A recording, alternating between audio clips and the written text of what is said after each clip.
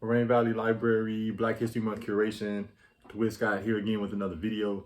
And the book in this particular video that I'm discussing is the book called The Defender, written by Ethan Michaeli. I believe I pronounced it correctly. Ethan Michaeli, but The Defender.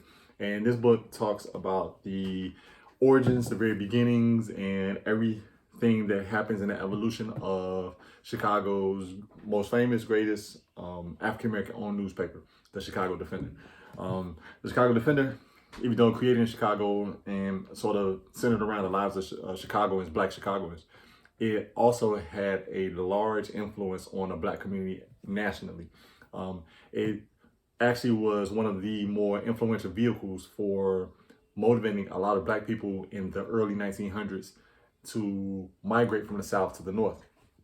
Many Black citizens in the South who were dealing with extreme racism, who were dealing with unemployment, a lot of violence, things of that nature, who had dreams of moving north or had thoughts of moving north or were hearing things about moving north.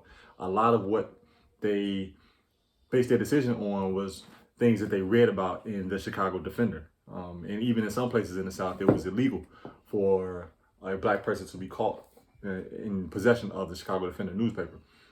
This book is a very thick book, a lot of pages, over 600 plus pages, but very detailed when talking about the founders, when talking about the impact during World War I and II, when talking about the Civil Rights Movement, and the timeline goes all the way up. The timeline of the book goes all the way up until Senator Barack Obama begins his run for the White House.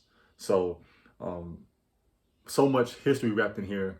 From the city standpoint, just how the neighborhoods were changing, how things evolved politically, how Black Chicagoans sort of shifted from Republican to Democrat, who they voted for, how just a lot of different things, from the 1919 riot, Chicago riot that started on Lake Michigan, and all of the fallout from there. It's a really good book for understanding the consciousness of the average Black citizen in Chicago and nationally through a newspaper periodical. The Defender is still going to this day.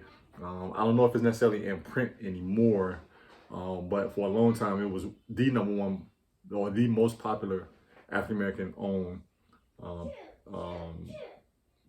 newspaper in the country. So I really would recommend this for anyone who wants to just get an understanding of Black owned newspapers, the history of Black Chicago, and the influence that this major newspapers had on Black people nationally. Very thick book, so you got to take some time to read it, take some patience, but it's a very good read. I guarantee you it's engaging. So check it out, The Defender, all about the Chicago Defender, one of the best, most known African-American owned newspapers.